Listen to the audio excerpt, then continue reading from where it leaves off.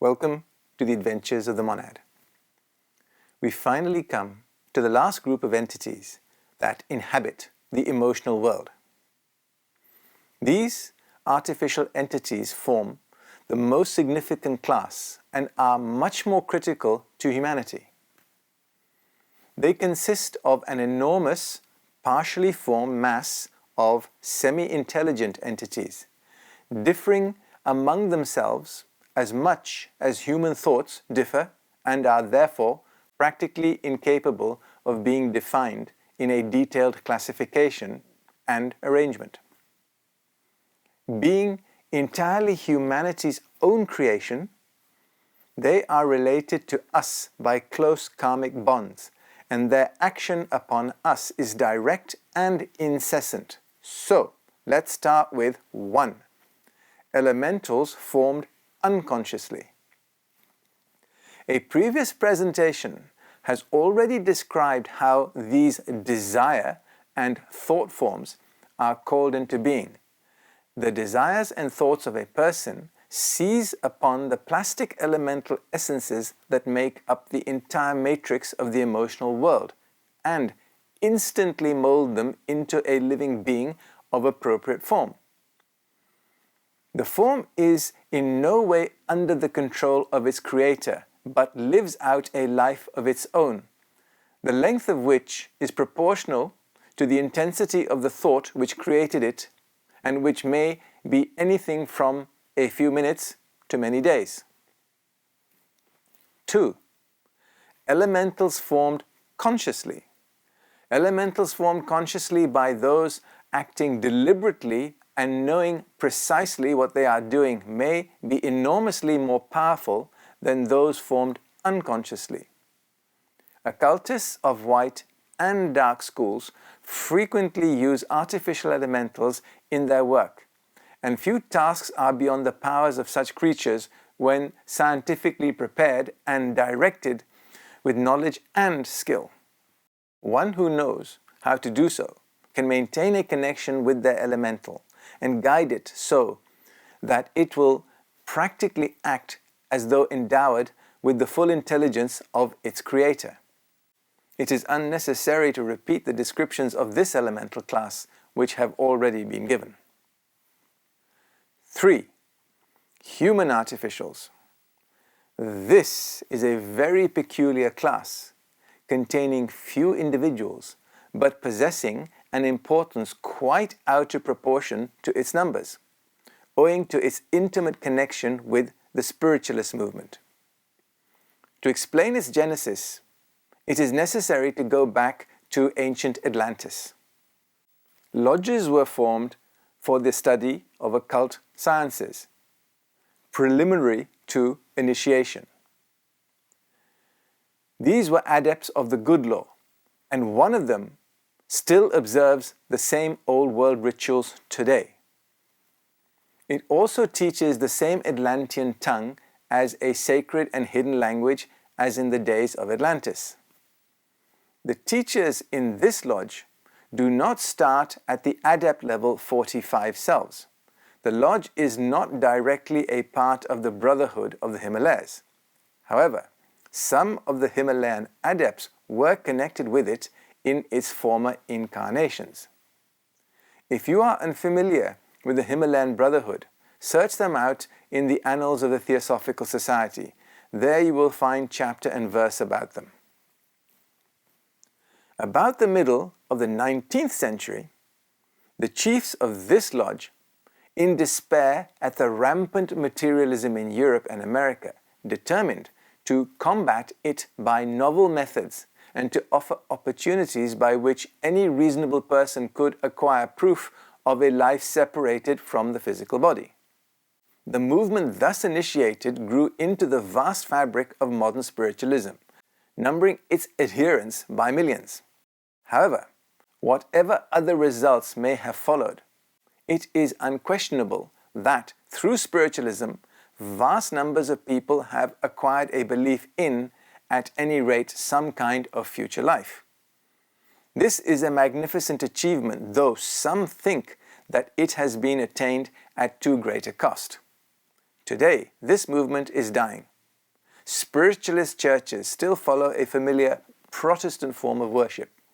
The defining feature during the service is that a medium gets up at one point and calls out to people in the audience to let them know that their loved ones are still alive and well in the spirit world, and send them flowers.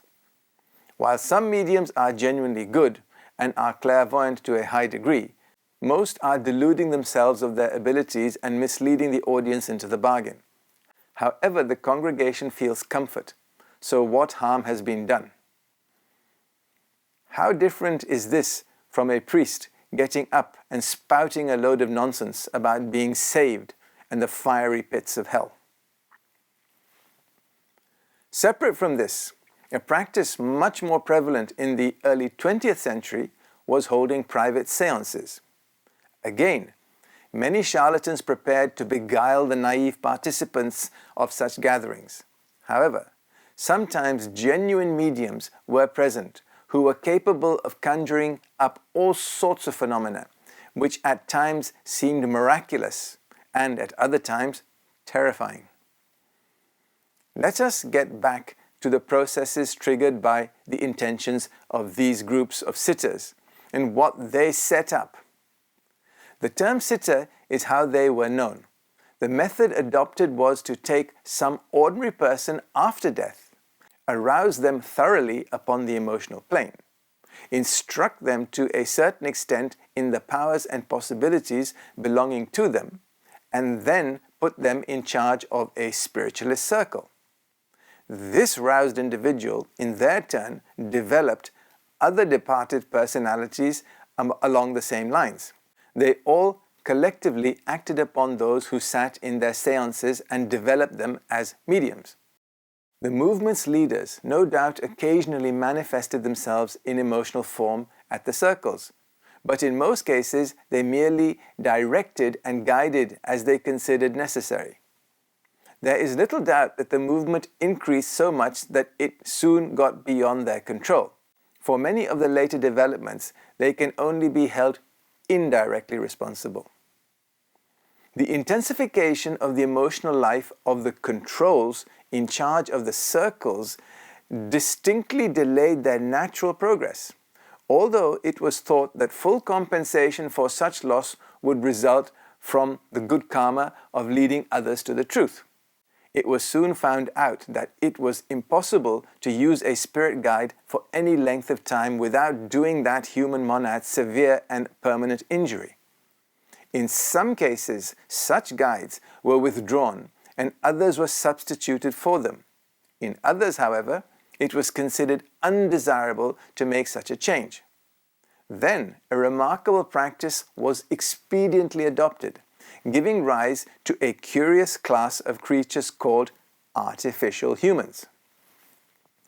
The higher principles, and by principles we mean the mental and lower causal envelopes of the original guide, were allowed to pass on to their long-delayed evolution in the mental world. As you will see in the next series of presentations, once the average monad enters the mental world, it loses complete contact with the emotional and physical worlds. Still, the shade they left behind was taken possession of, sustained and operated upon so that it might appear to the circle practically as before. At first, this was done by lodge members. Still, eventually, it was decided that the departed person who would have been adopted to succeed the late spirit guide should still do so, but take possession of the latter's shade or shell, and in fact wear the appearance of the previous owner. This is what is termed an artificial human entity. Take note the term lodge is used here to refer to the group of initiates who set up this whole communication system in the first place. In some cases, more than one change seems to have been made without arousing suspicion. But on the other hand, some investigators of spiritualism have observed that after a considerable period, differences suddenly appeared in the manner and disposition of the spirit. None of the members of the Himalayan Brotherhood have ever undertaken the formation of an artificial entity of this sort. Apart from the deception involved, a weak point in the arrangement is that others beside the original lodge may adopt the plan, and there is nothing to prevent black magicians from supplying communicating spirits as they have been known to do. For this reason, I fall about laughing when someone tells me that at their circle, they have been in touch with the Intergalactic Council in the left spiral arm of the Andromeda Galaxy.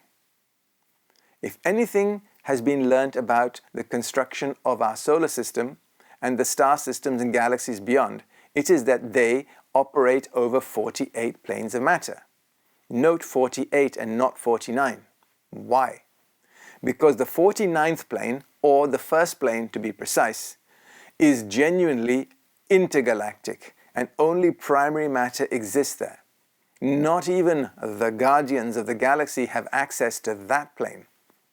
Within our solar system are monads spanning 6 kingdoms of nature and 3 elemental kingdoms thrown into the bargain.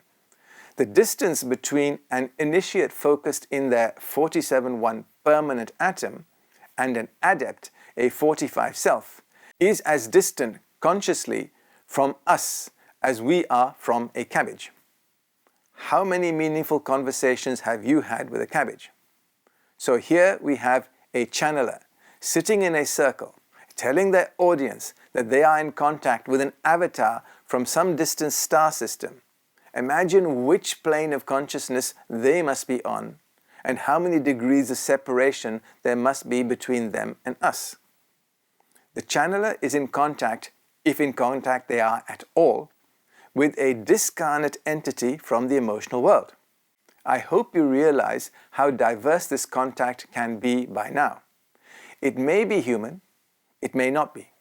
It could be a mischievous nature spirit, a shade, a black magician, an artificially formed elemental, or last but not least, an artificial human. Buyer beware. The practice of trying to communicate with the emotional world can be so dangerous that we are now going to discuss the concepts of spiritualism in detail over the next 2 presentations. See you next time. Thank you.